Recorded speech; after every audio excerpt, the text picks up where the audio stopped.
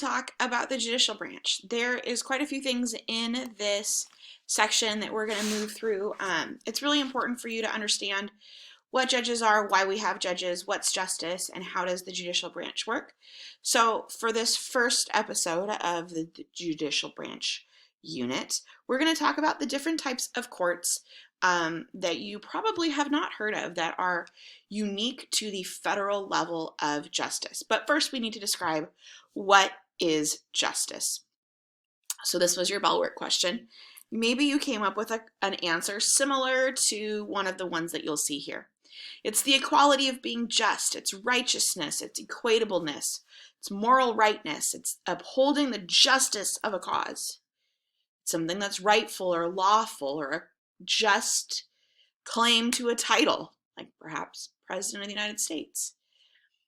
It is a moral principle determining just conduct. Justice is done when everyone is following the rules. It can be the administering of a deserved punishment or a reward. You might say, oh, that person got expelled from school for drinking and smoking pot on campus. Well, then that was justice, right? Or if someone murders someone, then that is justice. But a justice can also be a person. We talk about Supreme Court justices. They are judicial officers, or another term for them is a judge, or sometimes the word is even used magistrate. We don't typically use that term magistrate in the US, although it is a very common British term used there. So these are our definitions for justice. I'll give you a second to finish jotting those down.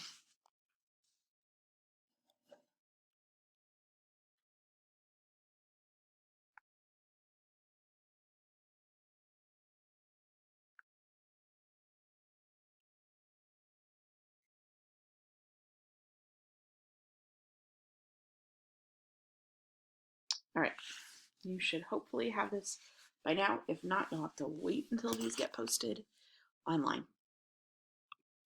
All right, so why do we care about justice? Take a second and think about this. Why does justice matter to us? Why does justice matter to you?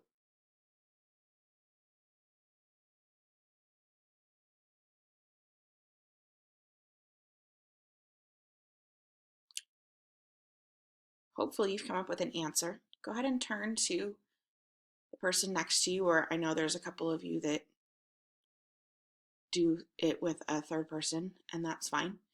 And give the reason you gave for why justice mattered to you. So why did you think justice mattered?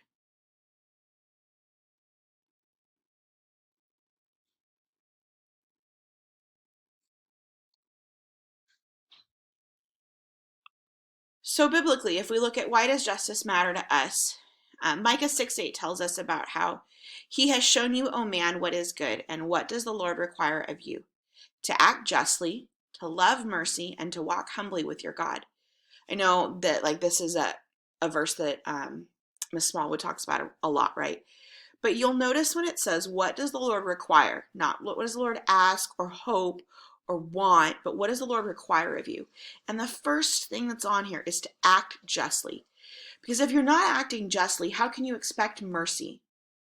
If you're not acting justly, you can't walk humbly.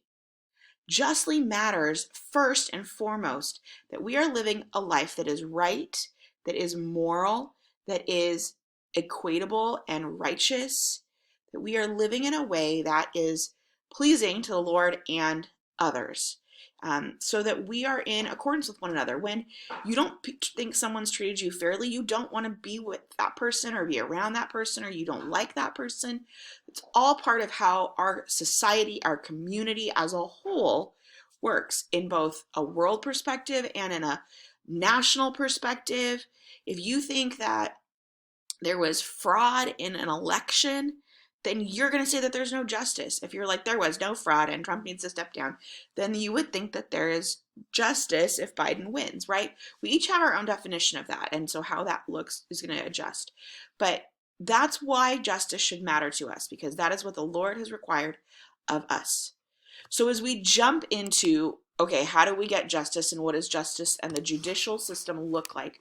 This is going to be one of our shorter units, simply because we're running out of time. And so I'm not going to go super in depth into everything. I'm kind of just skimming through things, but we do need to talk about, like, why do we have courts? Well, courts perform the day-to-day work of our judicial branch. That is where justice takes place. Our court system hears thousands of cases yearly. The courts are threefold in the role that they serve. First of all, they resolve disputes. Your court is where you'll have someone going that is going to file for custody of their children, or that wants a divorce, or thinks that their neighbor did something wrong to them, whatever it might be. They may have stolen something from them. This is where disputes are taken, or you take someone to court because they hit you with their car, or whatever it is. The courts interpret the law. They look at the law and says, well, this law says this, and this law says this, and actually what it means is this. And then the courts set precedent. And we're going to unpack what each of these three things mean. So they resolve disputes, they interpret the law, and they set precedent. Okay, so resolving disputes. We have these things called cases and controversies. In our court system, you will have a case, LaFond versus Williams, right? And that is a court case where Mr. Williams and I are in court. Okay, that would be an example of that. And then you have controversies where you might have a bunch of people involved in this. The law only allows for people that have a specific injury to bring a suit. I can't say, oh, that man over there, he hit Mrs. Johnson with his car, with his car, and so I'm going to sue him on her behalf. I can't do that. Mrs. Johnson can sue him on her own behalf. So examples of this. Let's say that you don't get hired for a job because of racism or sexism. If you can prove that someone didn't hire you because of your race, then you can sue that person. Or if you can prove that you didn't get hired because you're a male or a female, then you can sue that person. Each of these things are part of what we would call having a specific reason to go to court. You can go to court if you're getting a divorce. You can go to court for custody. You can go to court to adopt someone. You can do all those reasons are reasons to go to court. Our courts also interpret the law, and we have two definitions of what that means to interpret the law. We have two different groups of people called our strict constructionists and our loose constructionists. Hopefully this is ringing a U.S. history bell, because this is something you should have talked about when we talk about the interpretation of the Constitution. If it doesn't ring a U.S. history bell, it should ring a government bell from when we talked about the Constitution. The idea of there are those rule followers. Your strict constructionists are people who say the law should always be interpreted strictly according to everything word by word that it says. It means that if it's unclear, then you can debate it. But there are specific examples that we use to help us with determining what those are, and it's very easy. And then you have your loophole people, your loose constructionists. They believe that the law should be interpreted based off of what's happening politically, what's happening socially. They're going to ask for the judges to consider the current standards of things and apply those standards in the law. And so they want their judgment to come out of what is current. So our strict constructionists are by the book. Our loose constructionists are our loophole people. If you remember when we talked about the Constitution, I told you Mrs. LaFond didn't say we couldn't use our notes. That would be a loose constructionist. Mrs. LaFond didn't say we could use our notes. That would be a strict constructionist. I'm going to give you a second to get all this info down.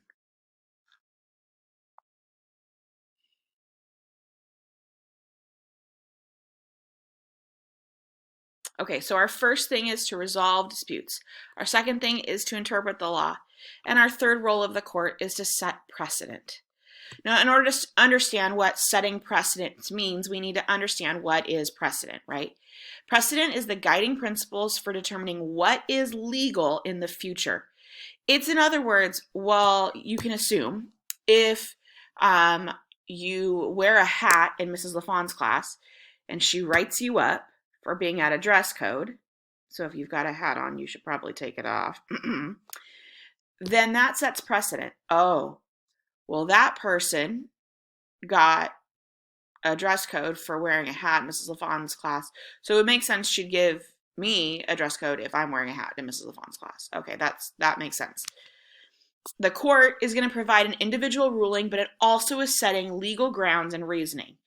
Just like if you're like, oh, so-and-so got kicked out of school because they were drinking and smoking on campus. Well, if I drink and smoke on campus, I'll probably also get kicked out of school, right? Those ideas of precedent. But precedent is what is used to help future decisions for lawmakers. Now, if we're looking at this, we'd say like custody cases, or we say like civil rights opportunities, those kinds of things. And judges and lawmakers use the precedent, the ruling from previous cases, to help them determine. And you'll hear that in a variety of ways. You'll hear this in court cases where, well, in this case versus this case, and this case versus this case, the judge ruled this way, setting precedent. But you'll also hear justices citing, or judges citing, in this case, it set precedent. Based off of those cases, then we can determine these things. So, for example, the 15th Amendment and Jim Crow laws. The 15th Amendment says that you have the ability to vote, right? It set a precedent. But then the Jim Crow laws said that there was a poll tax, said that there was a grandfather clause, said that there was a literacy test, said that. And then the government said, no, you can't do that because you have the right to let them vote. They have the ability to vote. We have to let African Americans vote. So your Jim Crow laws are against precedent. And so that would be part of examining that and being able to use that.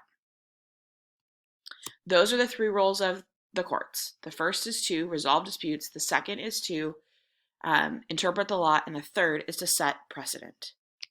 So what is the court's authority? Where do we find any authority of the court? Well, you'll notice we're walking our way through our Constitution. Article 1, the legislative branch. Article 2, the executive branch. Article 3, the judicial branch. And so we have now come to that third, and for us, final branch of the Constitution. The federal courts, our national courts, were set up under the Judiciary Act of 1789. And they create what we call jurisdiction. This is the authority to interpret and administer a law that comes from the Constitution. On a national level, all national courts get their legal ability from the Constitution. And so with that gives them power. State courts get their authority, their jurisdiction from the state constitution. So that's why you'll hear someone say, well, that's out of your jurisdiction. So for example, right now, LA County is under a curfew. Well, the whole state's under a curfew, but LA County, as of the Wednesday before Thanksgiving, they were not able to have outdoor eating until December 20th. No outdoor eating at all. But San Bernardino County restaurants can have that because the jurisdiction is for LA County alone. And so you can't go to a restaurant in Rancho and say, well, you can't have outdoor dining. Well, I'm not in LA County. I can. We do not have that same jurisdiction. On a federal court level, you have upper and lower courts. The original jurisdiction will always come from a lower federal court, meaning your court case has to start at a lower level. They have the authority to hear it, and then from there it can move up depending on what happens as a result. So how are our lower courts organized? And I'll go back for those of you that needed that.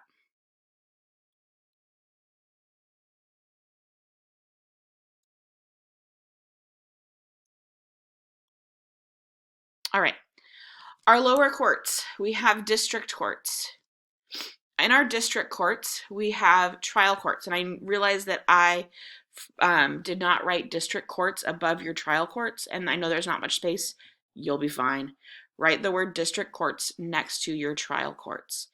These district courts are assigned to a specific geographic region. So where your district court is going to be determined by where you live in the United States. So for example, if you live in Washington, D.C., you're in the 1st district.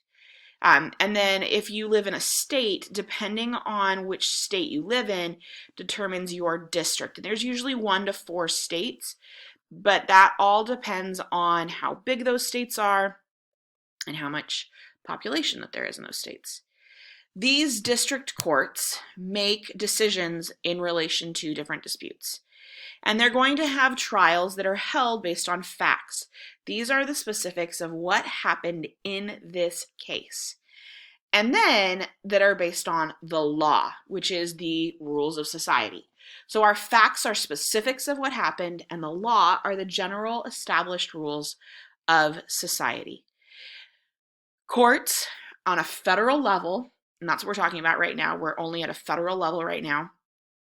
We're working our way up from the bottom of the federal level to the top at the Supreme Court, and then we'll walk back down because what it looks like at the federal level is what it looks like at the lower state, local level as well. They have to hear the facts, things that have actually happened. They don't want to hear inferences. They don't want to hear speculation. They need to hear, I was walking on this street at this time when I was attacked. And then that is going to be part of what the law is or what happens. So it determines the facts, and they reach a verdict by applying the law to the facts. The verdict is the outcome. The verdict is what is determined by the people in that, by the judge or the jury in that. And cases are tried before a district court judge and a jury. Remember, we have the right to a jury, and so district courts will have both a judge and a jury. You can waive your right to a jury, but that's up to you. But all of those will be done in that manner. Okay, so let's talk about the Court of Appeals. Let's say that I have a court case and I'm suing someone, or I'm involved in a court case. It can be appealed from a district court. So our at the federal level, remember we're at the national level, the district court is going to hear my court case. If the court case doesn't turn out the way I want, I can appeal it, meaning I can ask someone else to look at it. Just like if you said, I don't think Mrs. LaFawn should have failed me on this project, you can appeal it in theory to Mr. Williams if you wanted. A third of the district courts appealed, only a fifth are reviewed. So a third of those cases will actually get appealed, but only a fifth of them anyone looks at. And there are 13 U.S. courts of appeals. These judicial districts that make up the courts of appeals are what we call the circuits. So we had our district courts, then our appeals are put into what we call circuits, and there are 11 circuits in courts of appeals in the United States. DC has its own circuit and hears things just for federal agencies and Washington, DC, and all of that. In California, our things are heard in the Ninth Circuit. And each court of appeals has about 6 to 28 judges inside of it that will hear those federal cases. There's no juries because the jury trial has already taken place. It took place at the district. And so then those cases are only heard by judges, and judges at the federal level are appointed by the president or by the executive branch. The purpose is to give you another opportunity to have justice served, to make sure that the laws and the facts were interpreted correctly, and it gives them another chance to be heard. Okay, so hopefully you have all of this.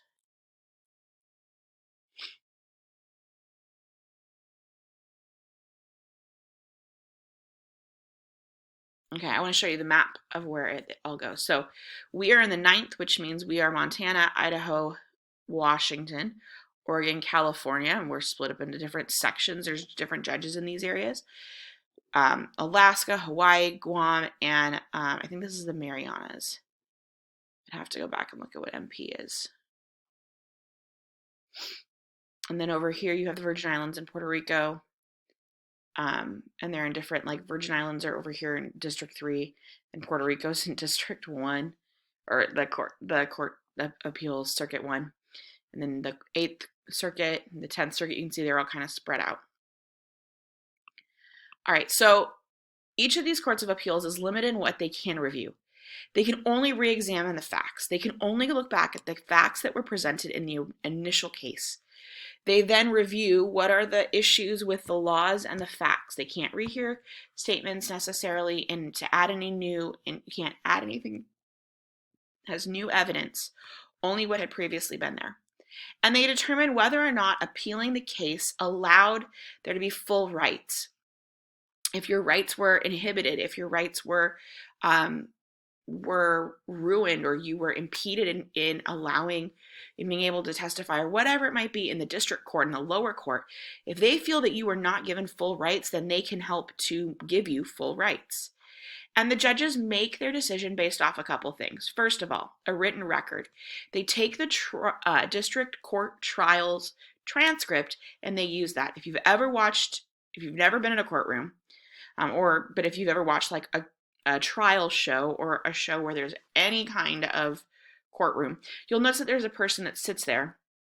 They are the trial reporter, and they sit and type on what looks like a little mini computer typewriter thingy, and they have their own shorthand. They get paid pretty well. It's actually a really good job, but it's a really important job because you are the transcription of the official record. So you'll hear like the jury will disregard that, and then that person marks that down, or on the record or off the record or whatever it is. Those are all, or this will be stricken from the record. Those are all things you'll hear.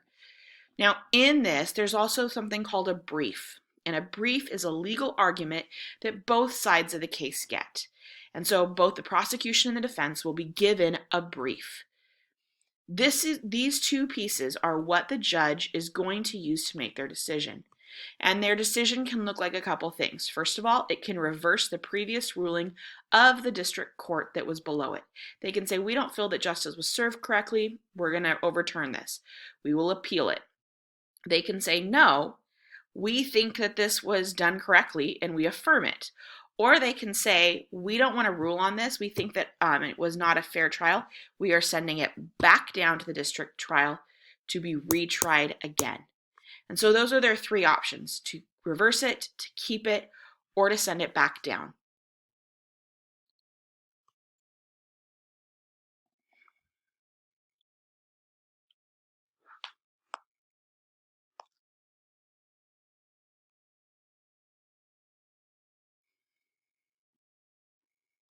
All right, let's talk about our special courts. These are our special courts. These are all federal courts. We're not going to dive into them any more than this. I want you to know what they are. They include the Court of Claims, the Court of International Trade, the Court of Appeals for Armed Forces. If you have a military issue, it would go there if it needs to be appealed. Territorial courts, if you're in one of the U.S. territories. Tax court, if you have a problem with the IRS. And the Court of Veterans Appeals, if you're dealing with something with the federal government because you are a veteran.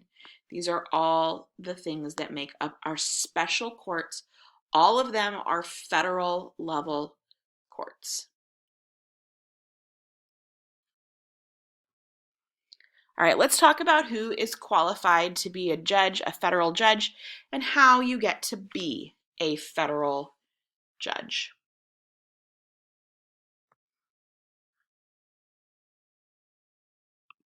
All right, so federal judges. Most of them serve for life. Once you're appointed, you don't typically leave.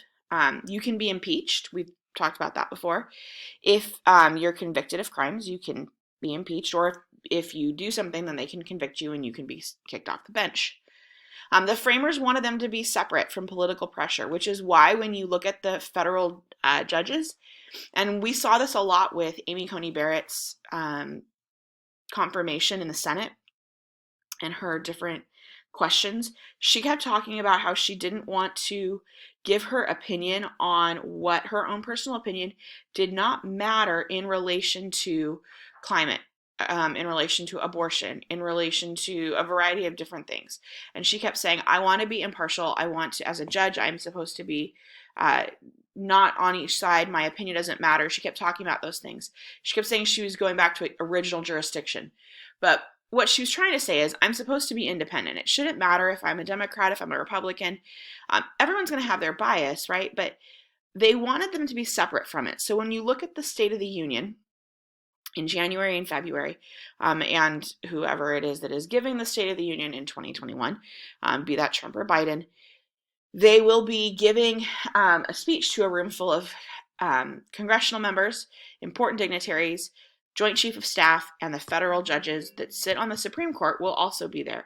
And those judges will come in their black robes, and they do not stand and cheer when the Republicans stand, and they don't stand and cheer when the Democrats stand. They they will sometimes stand when everybody stands, but they don't get to express their own opinion either way in that sense. Okay, so the judges for federal courts are nominated by the president and they are approved by a majority in the Senate. There are a lot of federal judges, and in order to be a federal judge, you do have to have a pretty strong resume. And so even like when we look at who just became a Supreme Court justice, Amy Coney Barrett was a federal judge before she was a Supreme Court justice. So if you're going to be on the district court, starting at our lower level of our federal judges, then this is the largest number of appointments. And the president cannot possibly come up with all of these by himself.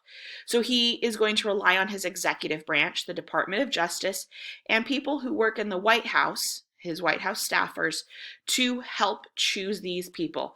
They will be chosen by the president, staff and executive branch, and not the president. And that's considered an okay thing. It's part of what is called senatorial courtesy.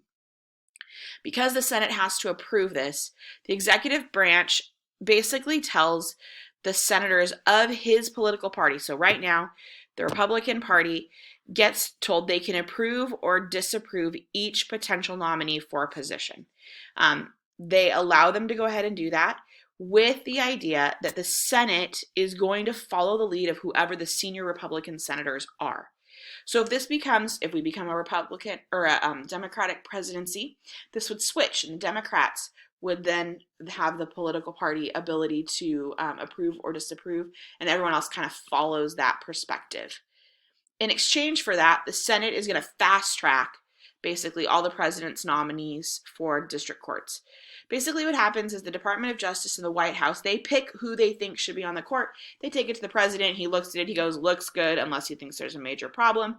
They vetted all of them, and he then fast tracks them on their way, making it pretty simple and much more efficient than having a long, drawn-out confirmation like we see with the Supreme Court justices. There's a lot of seats to fill in district courts, and therefore they have a lot to do in order to get that happening. Now, that's the bottom of the federal government. To make our way up a little bit higher, we're going to have our Court of Appeals. The Court of Appeals nominations do not have senatorial courtesy. Because they're involved in several states, this is going to be looked at more closely. They're not looking at a smaller section. This is someone who has more power, someone who could gain a seat on the Supreme Court. And so because of this, it is something that is looked at much more closely, and they're more likely to end up on the Supreme Court. And that is where we're going to stop on this episode of Government Judicial Branch.